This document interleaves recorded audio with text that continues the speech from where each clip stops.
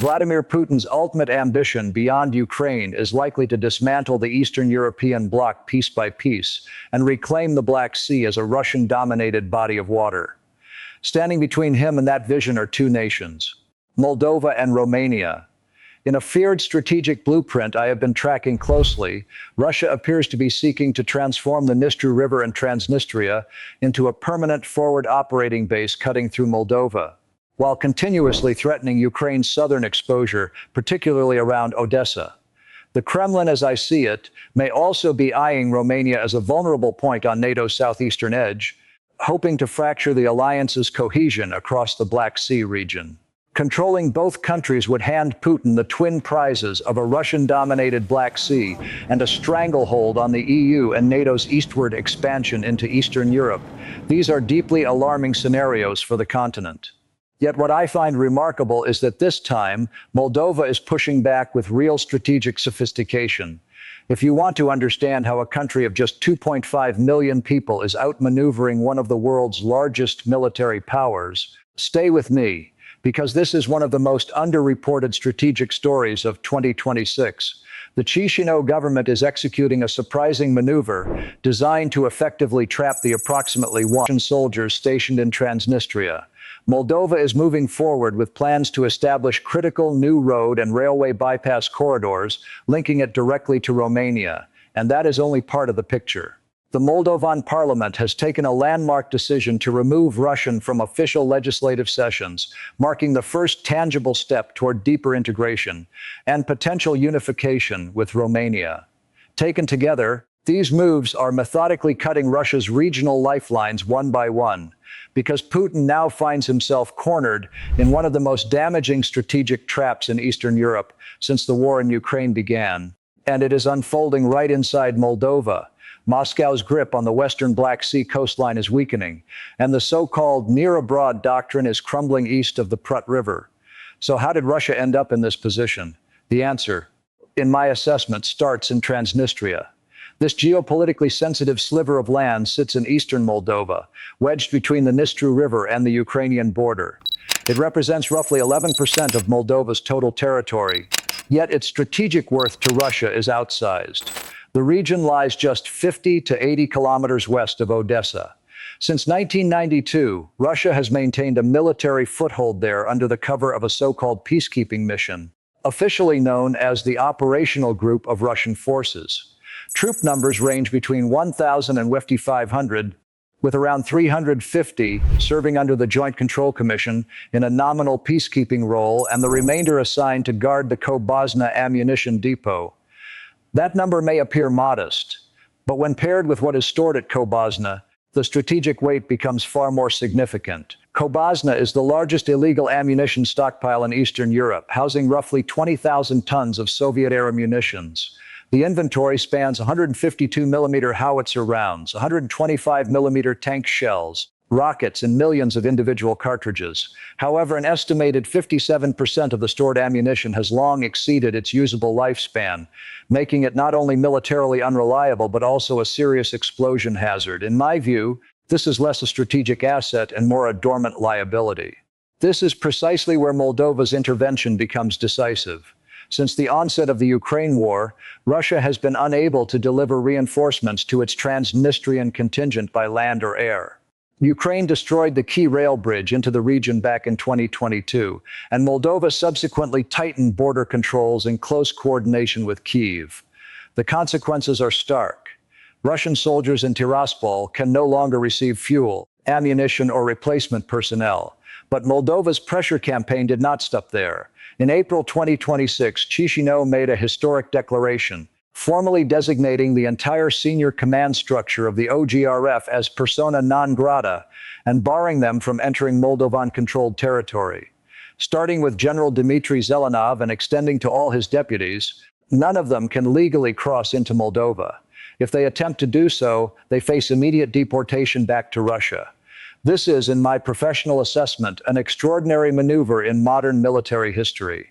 A sovereign nation has rendered the command hierarchy of an occupying force stationed within its own borders both isolated and immobile. Ukrainian Presidential Office Advisor Kirilo Budanov put it plainly. Russia's Transnistrian garrison is severely weakened, incapable of being resupplied, and primarily preoccupied with the welfare of its own troops. Moscow's displeasure was swift. Russian Security Council Secretary Sergei Shoigu gave a pointed interview to Komsomolskaya Pravda, claiming that the safety of Russian nationals in Transnistria was at risk. He accused Moldova of deliberately strangling the OGRF and issued ominous language about taking all necessary steps and using all available methods. In reality, however, Russia's practical options have nearly evaporated. With Ukraine severing the overland corridor and the broader Ukrainian front consuming Moscow's military capacity, the ability to escalate in Transnistria is, from where I stand, virtually non-existent. Moldova has reinforced this isolation at the diplomatic level as well.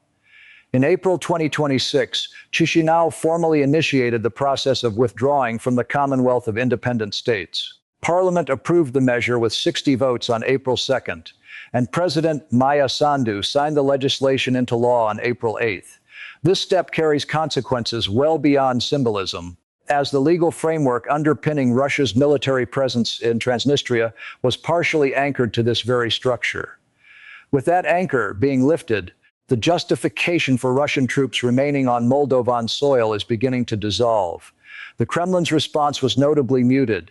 Dmitry Peskov offered only a brief statement expressing disappointment, while Foreign Ministry spokeswoman Maria Zakharova dismissed the decision as short-sighted foreign policy. No concrete military action followed, because the resources to mount one simply do not exist right now. Moldova has, in effect, locked Putin's most significant lever on the Black Sea's western shore into a cage with no exit. Now we turn to the second dimension of this strategy, because Moldova is not only closing doors but actively building new ones, and it is doing so hand in hand with Romania. On May 3, 2026, Romanian Transport and Infrastructure Ministry State Secretary Irinel Scrioșteanu gave a notable interview to the Mold Press Agency. A sweeping road and rail integration initiative connecting Bucharest to Chisinau is now underway. The plan calls for at least one road bridge to be constructed for each of Moldova's 11 border districts that share a boundary with Romania. Currently, only 6 of those 11 districts have functioning road connections, meaning the project will address the connectivity gaps across 2/3 of the previously underdeveloped Prut River corridor. To appreciate the full significance of this, one must understand Moldova's existing logistical reality. For decades, the country's primary trade and transit routes ran through Soviet-era infrastructure passing through Russia and Transnistria, encompassing gas pipelines, electricity grids, and rail corridors. These networks served as Moscow's leverage, repeatedly deployed to bring Moldova to its knees through economic coercion. 3 separate energy crises struck in the winters of 2021, 2022, and 2025, each triggered by Russian pressure. What Bucharest is now constructing is, in my reading, the escape route Moldova needs to break free from that grip permanently. Construction began in April 2025, and as of May 2026, stands at approximately 50% completion, with an anticipated opening in early 2027. This is the first motorway-grade bridge built across the Prut River in 6 decades. But the joint infrastructure push between the two countries extends well beyond a single bridge. In February 2025, 4 additional bridge projects were greenlit. Fulciu to Cantemir, Bumbata to Leova, Rădăcani to Bumbaini, and Stoicanul to Coast. All are funded through the European Union's Connecting Europe Facility program. A breakthrough has also occurred on the rail side. On April 22, 2026, after a 30-year hiatus, the first test train completed a run on the Fulciu to Cantemir line, and crucially, it did so without requiring wheelset changes, because the Moldova-Romania rail network is being converted to European gauge standards. Soviet gauge infrastructure is effectively being retired. Electrification of the Iași-Ungheni line is expected within the next 18 months. And regional passenger routes such as Cahul to Galați are being brought back into service. Stepping back to assess the strategic significance of this picture, once these projects reach completion, Moldovan goods will have unobstructed access to European markets through Romania's Constanța port, one of the Black Sea's largest container terminals. Customs procedures are being streamlined in parallel. Romania has already authorized Moldovan origin container cargo to transit to Constanța without additional permits, and unified single checkpoint border crossings are being introduced. In practical terms, Moldova is integrating into the EU's single market ahead of formal membership.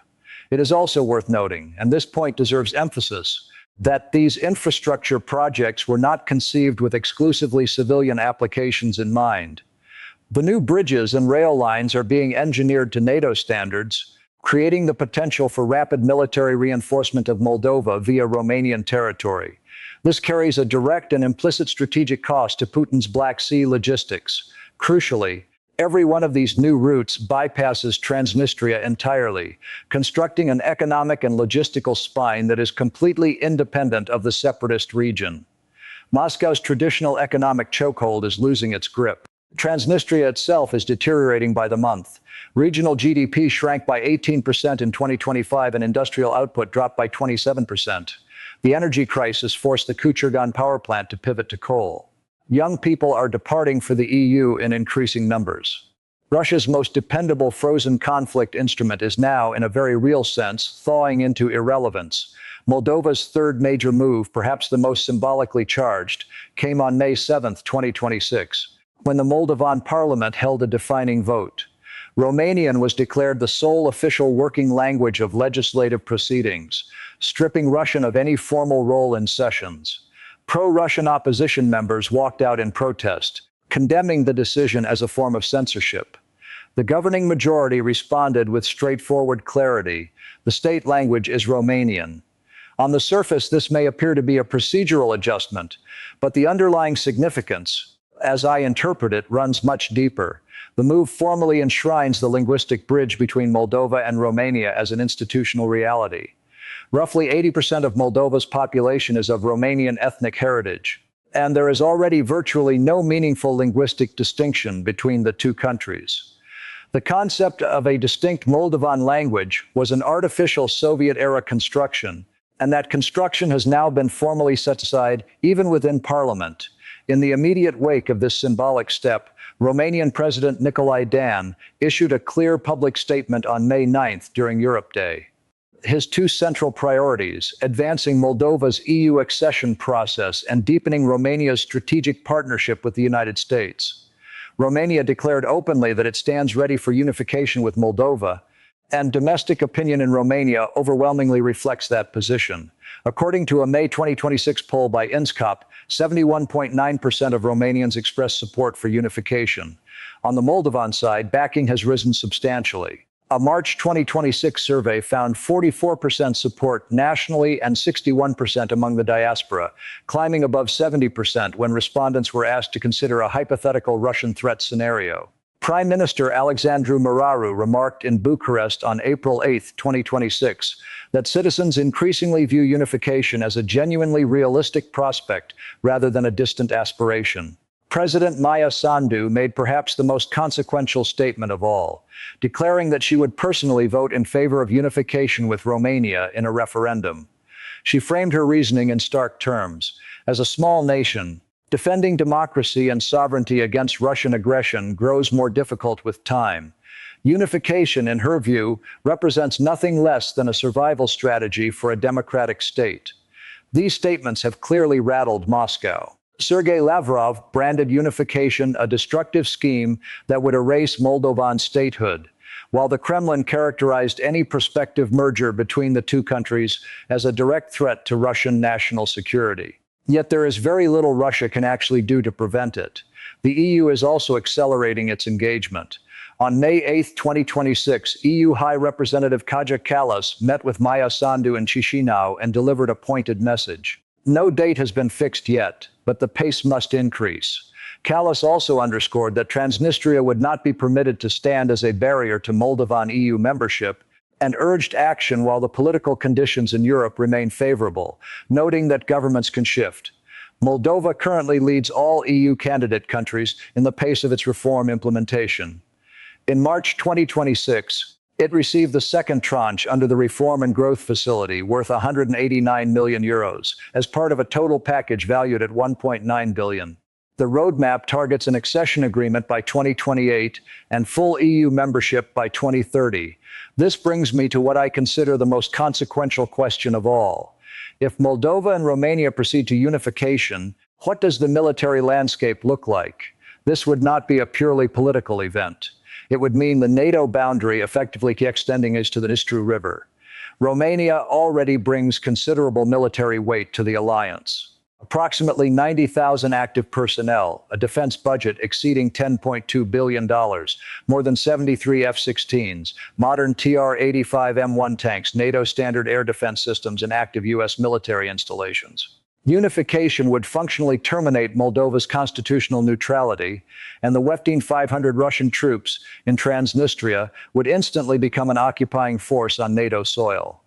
The Cobasna ammunition depot would fall under NATO oversight, and the fiction of a Russian peacekeeping mandate would be permanently dismantled. Beyond that, the entire western Black Sea coastline would connect to NATO as an unbroken line.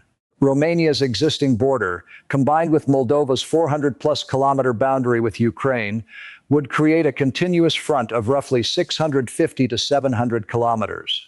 Russia's long-standing ambition to squeeze Ukraine's southern flank would be rendered inoperable. Odessa's strategic position would be shored up.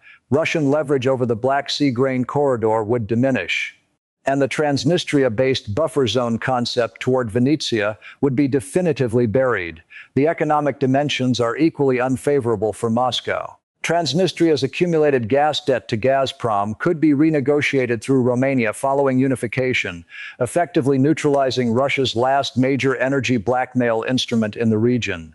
Diplomatically, Russia would be left as the final remnant of imperial occupation on the European continent, a position that would represent an extraordinary symbolic victory for both the EU and NATO, and a serious blow to Putin's standing at home. The prospect of nationalist critics within Russia asking how Putin lost Moldova too carries real domestic political weight that should not be underestimated. Two defining questions remain open, and they are ones I believe will shape the regional agenda in the months ahead. If Moldova and Romania formalize their union, would Putin be compelled to withdraw his 1,500 soldiers from Transnistria? Or would he simply abandon them to their fate? And could the quiet unification now unfolding in Eastern Europe ultimately shift the trajectory of the war in Ukraine in ways that remain difficult to fully anticipate? Every step Moldova takes is redrawing the map of Eastern Europe in real time, and Putin's grand vision of a restored sphere of influence may be crumbling before it ever truly began, not at the hands of a great power, but of a small, determined nation on the banks of the Prut. If this analysis gave you a clearer picture of what is actually at stake in Eastern Europe right now, share it with someone who needs to read it. And if you want more breakdowns like this, where geopolitics meets ground-level strategy, follow along. There is a great deal more to cover.